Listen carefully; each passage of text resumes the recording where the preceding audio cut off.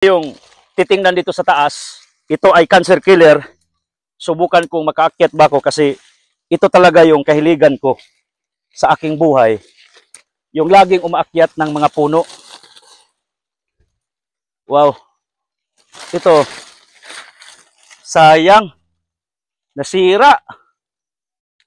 Kasi sabi ko nga walang medisina eh. Pero mayroon namang iba rito mga maliliit pa.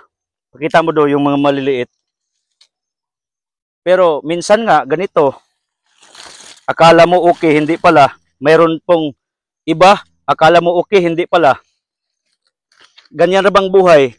Minsan akala natin yung tao malapit sa atin makatulong sa ating kagipitan. At dain, hindi pala. Yung ibang hindi mo nga close, sila pa nakatulong sa iyo. Minsan ganito. Akala mo okay yung bunga, kalaunan, hindi pala. Pero maraming bulaklak, oh. Kita nyo? Ang daming bulaklak. Oh. Ito. Daming bunga. So looking forward, baka makagawa ko ng paraan. Putusun ako ni. Kasi may nagtanong sa akin, brother, ano bang pinakamaganda sa prutas? Putos talaga, hindi medisina. Or may iba rin, sabi nila, pausukan. Naniwala ako kasi practice yun ng ating mga ninuno. Pero the best talaga yung putos kasi pag may usok, walang insekto. Pag wala ng usok, alangan mag 24/7 mag-usok. Babalik yung insekto. Ganyang medisina, pag nag-ulan, mawala yung medisina. Putos nga, 24/7. Protected yung prutas mo, yung bunga.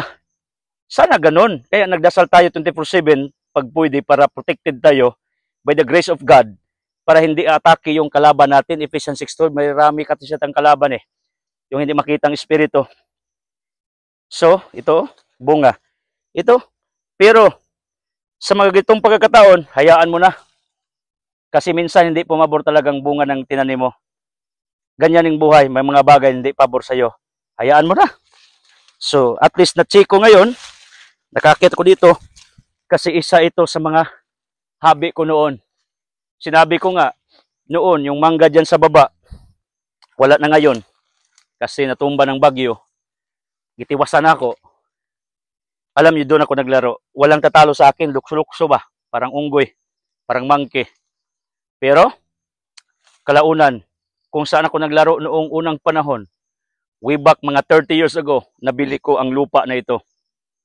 Ang sarap sa pakiramdam na nangyari ang mga bagay na hindi mo inakala. Yung lugar na pinaglaruan mo, naging teritoryo mo. So ganun, gusto kong sabihin sa inyo na mahirap talaga aasa sa tao kasi ang tao laging nagbabago. Ang pinaka-the best na asahan mo, ang Panginoon lang. Kasi siya lang ang tunay at hindi nagbabago. Okay? God bless you.